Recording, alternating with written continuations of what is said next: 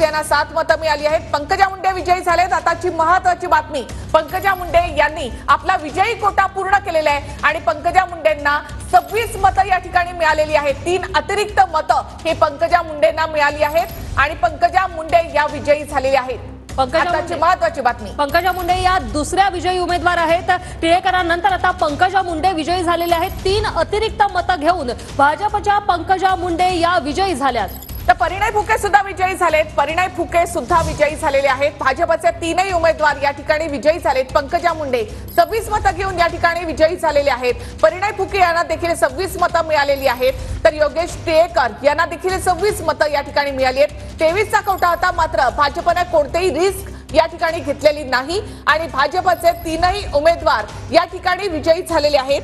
पंकजा मुंडे, परिणय फुके या ठिकाणी विजयी झालेले आहेत। योगेश टिळेकर यांनी तर पहिला नंबर या ठिकाणी लावलाय आणि योगेश टिळेकर विजयी झालेले आहेत।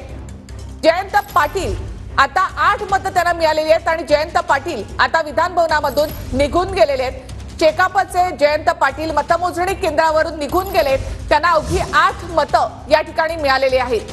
जयंत पाटील मतमोजणी केंद्रामधून निघून गेले।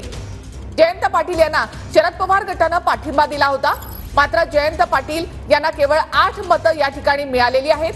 जयंत पाटील मतमोजणी केंद्रामधून निघून गेले। मतमोजणी पूर्ण व्हायच्या आधीच जयंत पाटील निघून गेलेले आहेत। ही दृश्य आपण पाहतोय कशा प्रकारे विजयाचा आनंद जो आहे तो प्रत्येकाच्या चेहऱ्यावर पाहायला मिळतोय आणि भाजपचे कार्यकर्ते आहेत आणि भाजपकडून म्हणजे पंकजा मुंडे, परिणय फुके, योगेश टिळेकर हे 3 उमेदवार या ठिकाणाहून विजयी झालेले आहेत। जयंत पाटील मतमोजणी केंद्रामधून निघून गेले। जयंत पाटील यांना केवळ 8 मतं या ठिकाणी मिळालेली आहेत। तर अमित गोरखे हे देखील विजयापासून फक्त 1 मत दूर आहेत। आतापर्यंत पंकजा मुंडे, परिणय फुके आणि योगेश टिळेकर हे विजयी झालेले आहेत। अमित गोरखे हे देखील 1 मत फक्त दूर आहेत, तर सदाभाऊ खोत यांना 10 मतं मिळालेली आहेत। तर पंकजा मुंडे, परिणय फुके विजयी झालेले आहेत। भाजपनं त्यानंतर हा जल्लोष केलेला आहे। योगेश टिळेकर हे सुद्धा विजयी झालेले आहेत। अतिरिक्त 3 मतं घेऊन हे सर्वच उमेदवार विजयी झालेले आहेत। योगेश टिळेकर यांना 26, परिणय फुके यांना 26 आणि पंकजा मुंडे यांना ही 26 मतं मिळाली। आणखी 2 उमेदवार यामध्ये आहेत, अमित गोरखे आणि सदाभाऊ खोत। तर सदाभाऊ खोत यांना 10 मतं आणि अमित गोरखेंना 22 मतं आतापर्यंत मिळाली आहेत। अमित गोरखेंना अजून विजयासाठी 1 मताची आवश्यकता असणार आहे। तर राजेश विटेकर यांना विजयासाठी 2 मतं हवी आहेत आणि शिवाजीराव गर्जे यांना विजयासाठी 3 मतं हवी आहेत।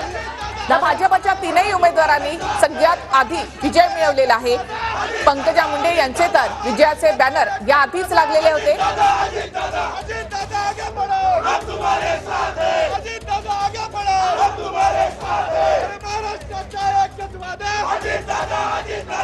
आणि मिलिंद नार्वेकर आता 22 मतांवर 1 मतापासून दूर आहेत। मिलिंद नार्वेकर देखील आता कोटा पूर्ण करतायत। फक्त 1 मत हवंय मिलिंद नार्वेकर यांना विजयासाठी। आताची महत्त्वाची बातमी, मिलिंद नार्वेकरांना 22 मतं मिळालेली आहेत। मिलिंद नार्वेकर यांना 1 मत मिळाल्यानंतर ते विजयी होणार आहेत। विजयी कोटा 23 आहे, फक्त विजयासाठी 1 मताची गरज मिलिंद नार्वेकर यांना आहे।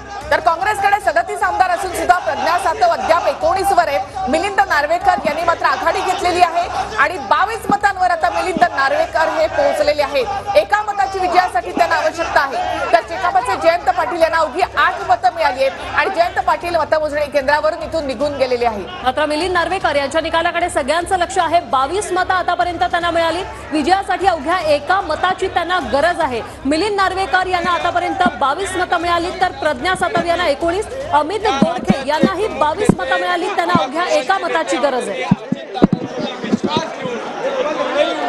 पहिल्याच पसंतीतली 23 पेक्षा अधिक मतदान देऊन दोन्ही उमेदवार हे विजय केले आहेत। मी मनापासून आमच्या विधिमंडळातील सर्व सहकाऱ्यांचे आभार व्यक्त करतो। आदरणीय दादांवरती जो विश्वास विधिमंडळातले सहकार्य ठेवला, त्या सर्व विधिमंडळातील सहकाऱ्यांचे आभार व्यक्त करतो।